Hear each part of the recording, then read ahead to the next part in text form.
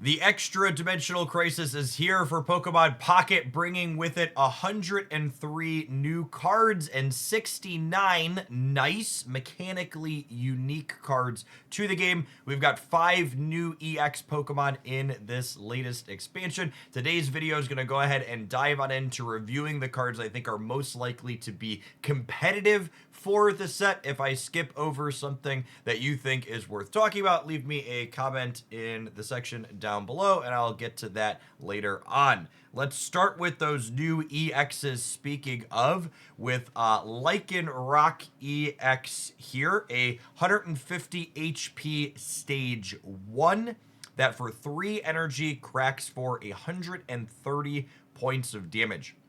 130 is a big number slash breakpoint. We've seen Giratina EX be a metagame staple in small part due to the fact that like it charges itself up, but also in no small part because it allows you to crack for really efficient amounts of damage.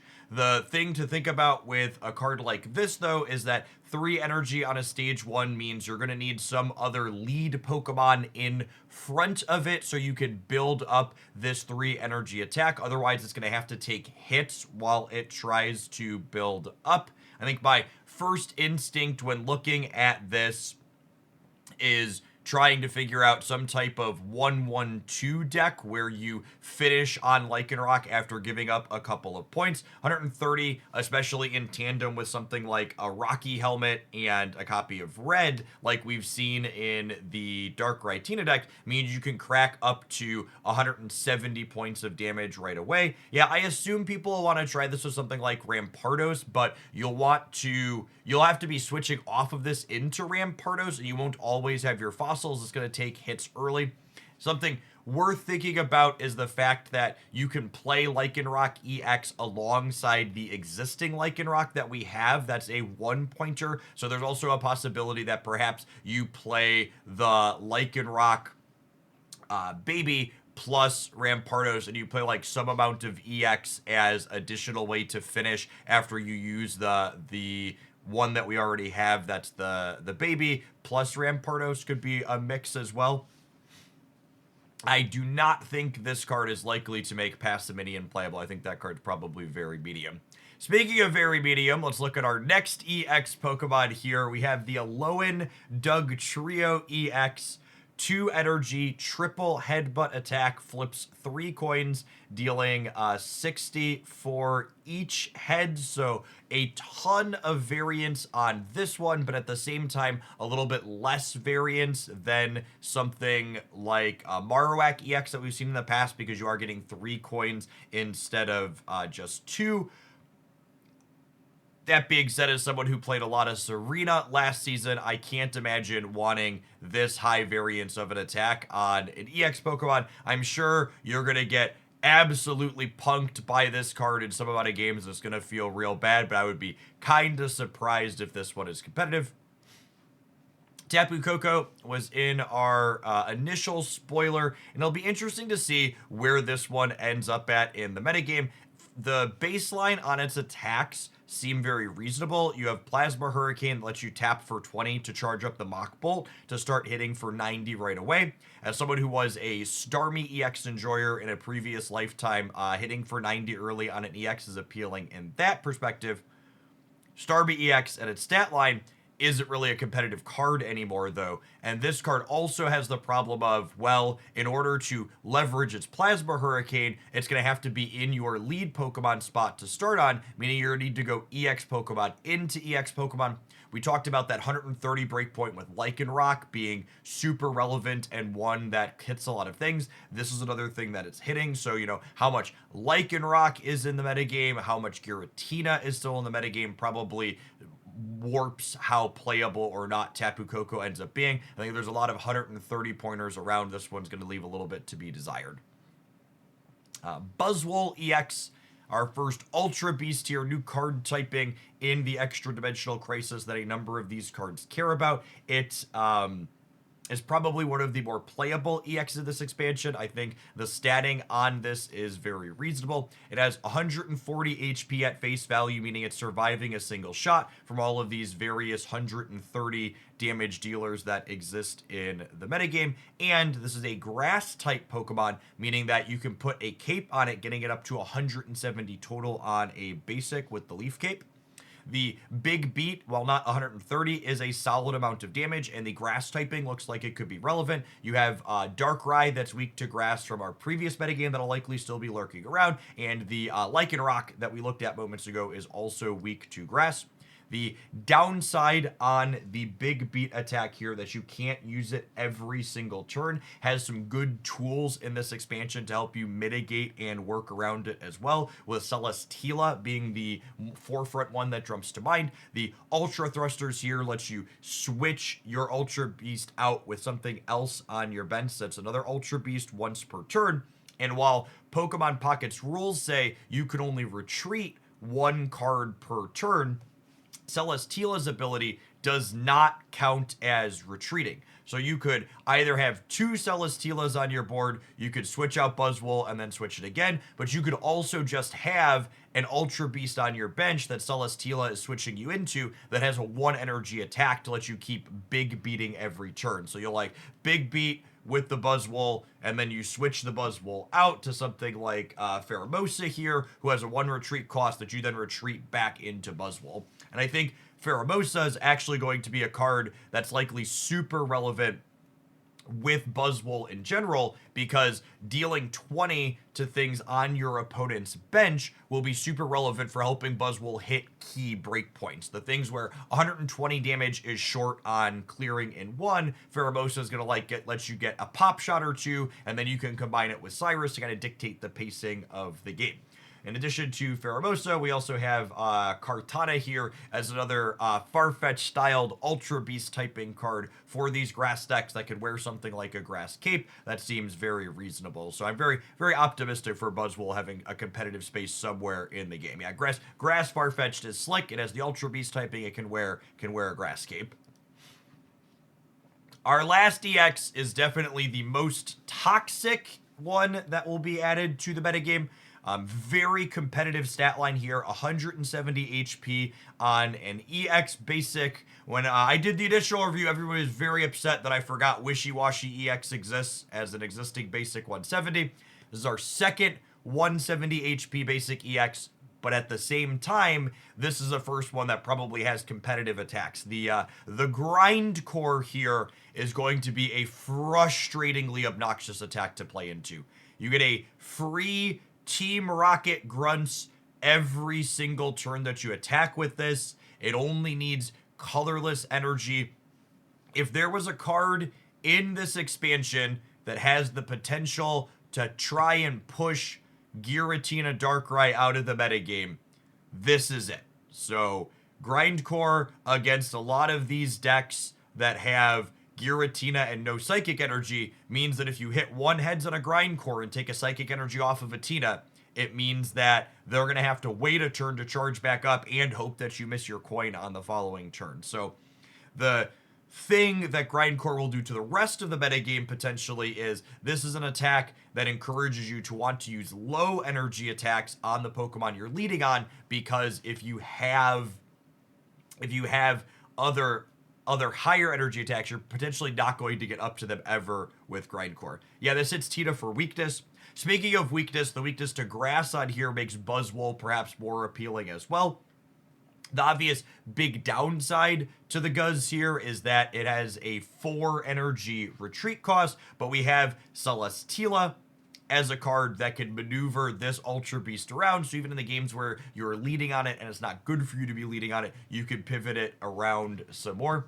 We also have Lucamina as a card that's potentially very good with the Guzzlord and the Buzzwole. So if your opponent has 1 point, she lets you grab 2 random energy from your discard pile and attach it to your active, attach it to one of your Ultra Beasts. It doesn't even have to be the active one. So the thing that Lucamina means is that, let's say you have a Guzzlord on your bench and you're attacking with something else in the lead slot, that Guzzlord on your bench only needs 1 energy on it with Lucamine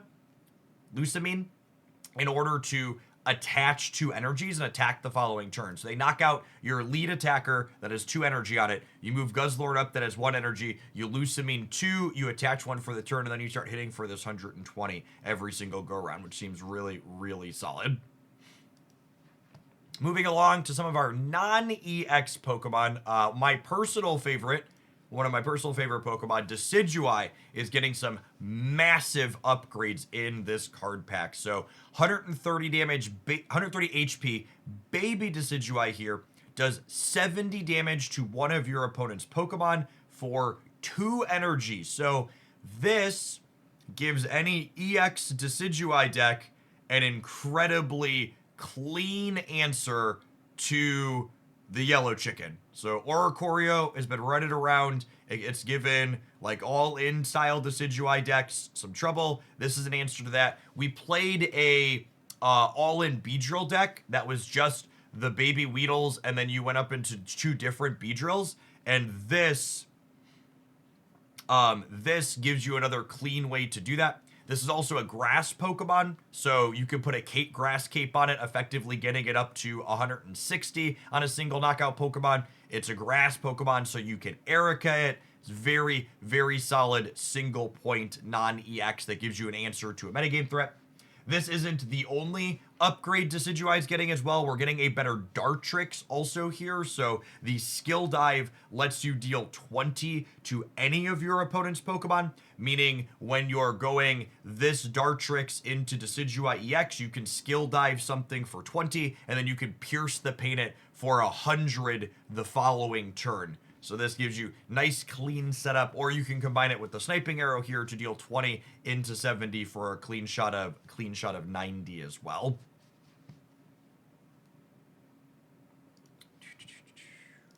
Next up, we have a very rude Pokemon here, the Stoutland, 140 HP, Stage 2.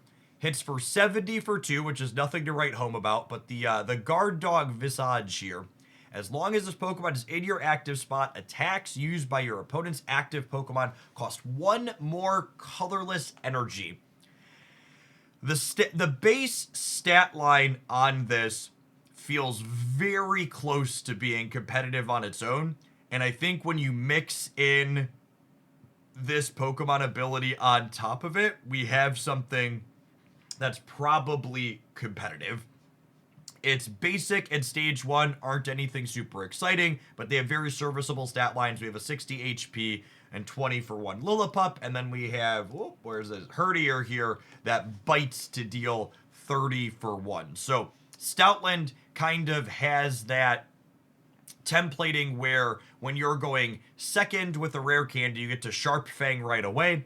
And when you're going first, you can go Herdier, attack for 30, into Sharp Fang, attack for 70. Is this card better than Toucannon? So it's very different from Toucannon. Toucannon hits hard and fast. This card hits relatively fast, but also has a key disruptive element to it on top of that. So you're trading a little bit of speed for a disruptive element. You also have a slightly different typing weakness on fighting versus lightning, but that's pretty nominal. Speaking of lightning, we have a new Luxray here, 130 HP stage 2. As long as this Pokemon is in the active spot, attacks used by your opponent's active Pokemon do 20 less damage. Interesting templating on this ability that'll come up some amount of the time is that it impacts any of your opponent's attacks anywhere on the board. So if your opponent's using a Pierce the Pain Decidui or like a Hitmonlee kick or something, it's also reducing damage that your bench Pokemon are taking.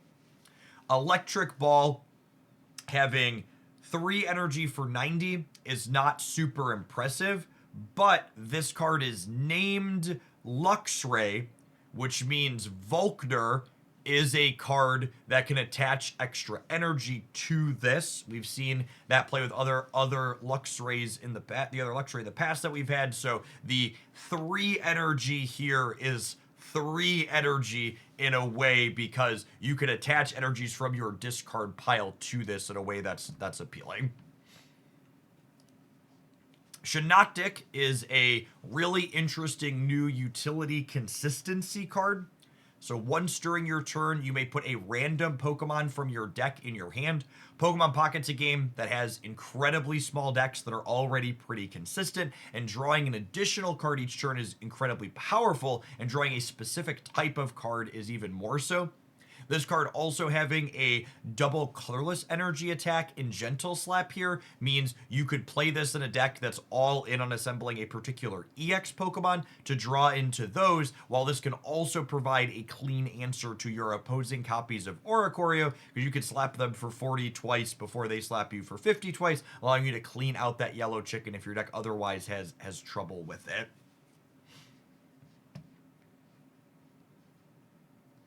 You could technically heal this with the supporter Mallow from the previous set, but I'd be surprised if that ends up being super, super relevant. Zeraora, interesting templating here for an aggressive lightning deck. At the end of your first turn, take a lightning energy from your energy zone and attach it to this Pokemon. So it brings its first energy to the party for itself, with the very explicit condition that in order to get that first energy for free, it needs to be in play on the end of your first turn. Potentially interesting with a new supporter trader we got. Where is it? We got the electrical cord here as a new Pokemon tool that Zeraora can perhaps help charge up. If the lightning Pokemon this is attached to is in the active spot and is knocked out by damage from an attack, move 2 lightning energy from that Pokemon and attach 1 to each of your bench Pokemon. So you can translate the extra energy from Zeraora to other things you're building up on your bench. We talked about Luxray having a kind of high energy attack a minute ago, and effects like Zeraora and Electrical Cord mean that you kind of have to look at them as 3 energy, as you have more and more ways to cheat extra energy onto them now. Dawn is also potentially very appealing with Zeraora. In theory, you could even play Zeraora in off-color decks to allow you to Dawn its energy up to a lead attacker faster. This is something that could charge Tapu Coco up a little bit quicker without having to use its starting attack as well. So a lot of interesting applications to explore with this one and the Electrical Cord plus Dawn.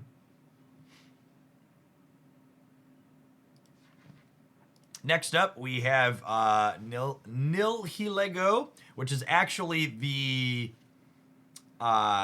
crown rare in this pack as well, kind of randomly, it feels like. I put that up here.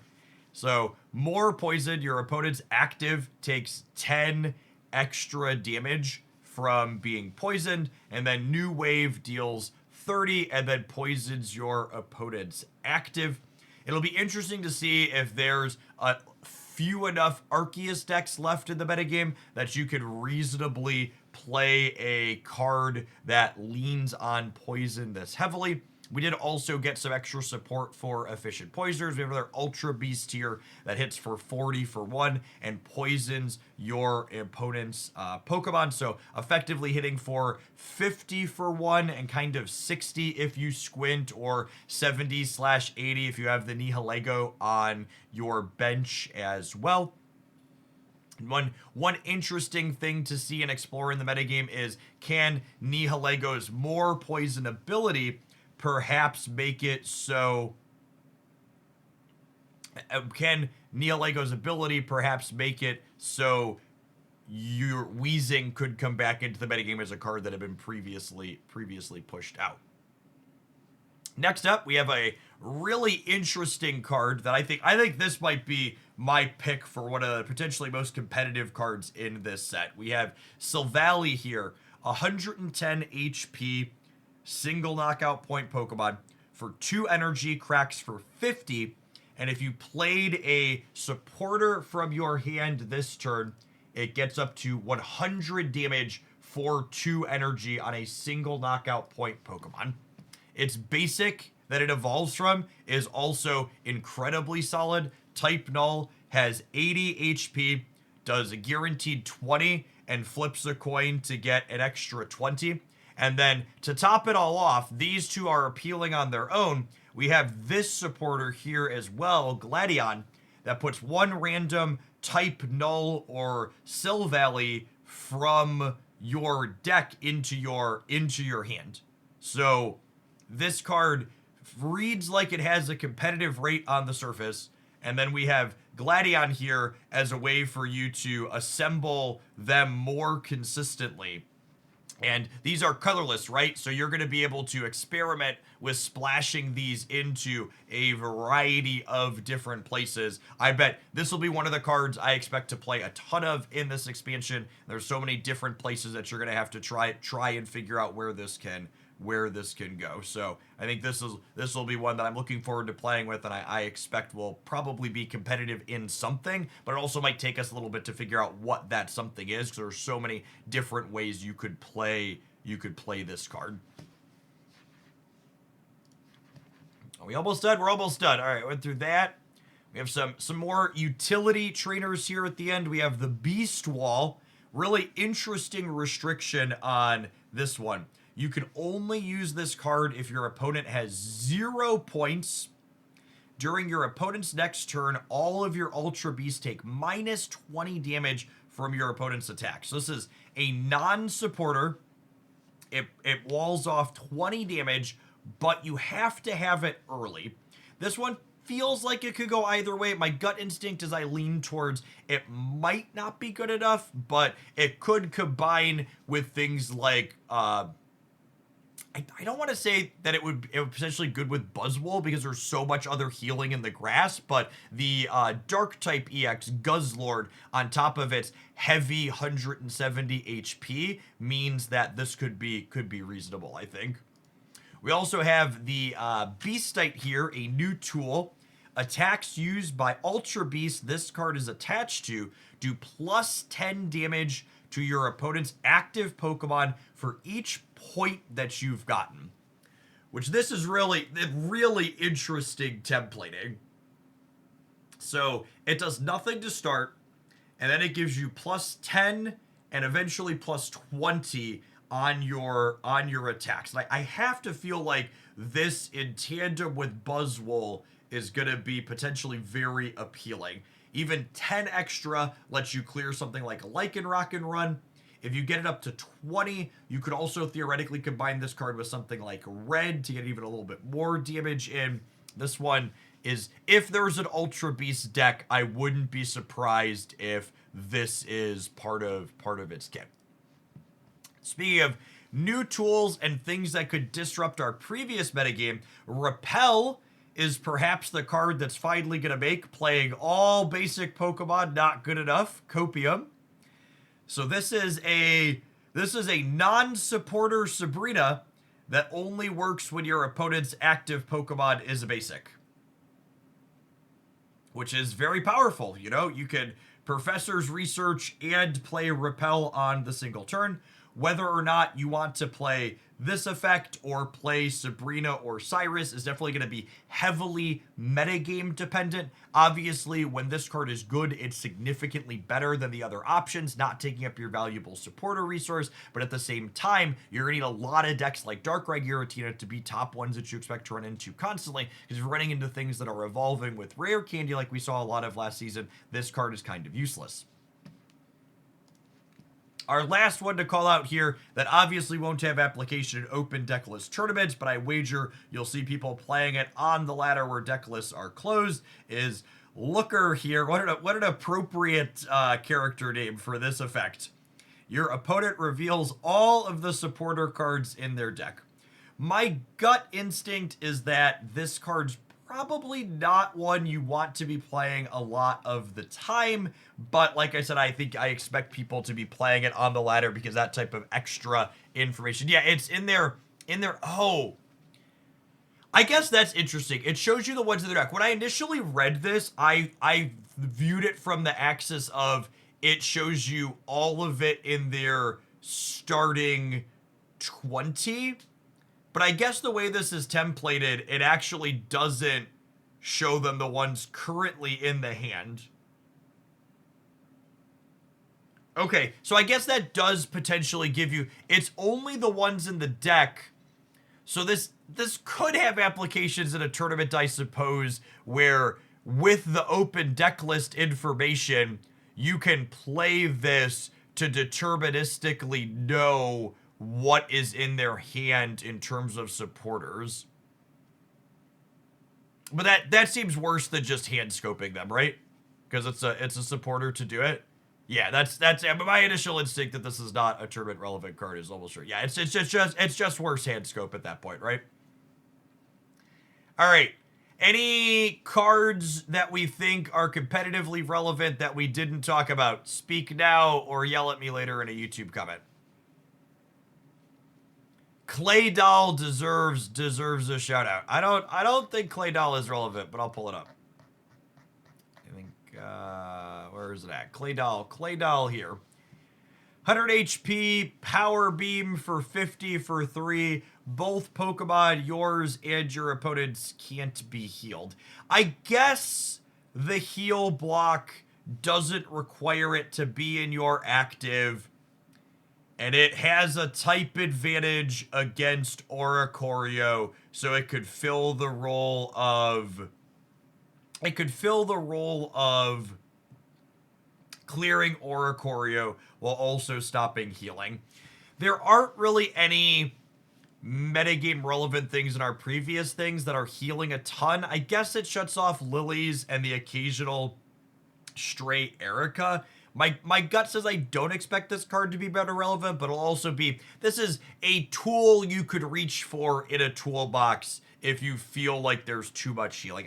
I suppose if this card existed in the Executor Celebi metagame that we existed in back during the Mythical Island expansion, I would have reached for it some amount of the time. Yeah, it notably does not stop your opponent's Pokemon from gaining HP from equipment.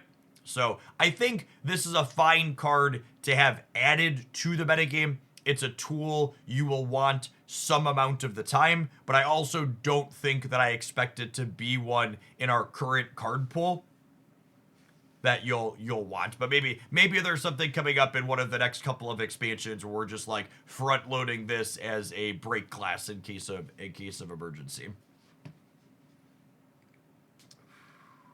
All right, if you're watching this on YouTube at some point in the future, you made it this far, so you should definitely smash the like button. You probably enjoyed some of my ramblings. If you happen to be new to the YouTube channel, consider subscribing. We do analytically focused breakdowns, trying to think about how we can apply new cards in competitive senses like this many times per week. Lots of deck highlights, and we'll be doing metagame roundups of the tournaments, breaking down which cards are finding the most success from the new expansion. Appreciate everybody that made it all the way through the end of the video, and I hope your extra dimensional packs as we start cracking into this set are excellent. I'm about to go open my first batch here now myself.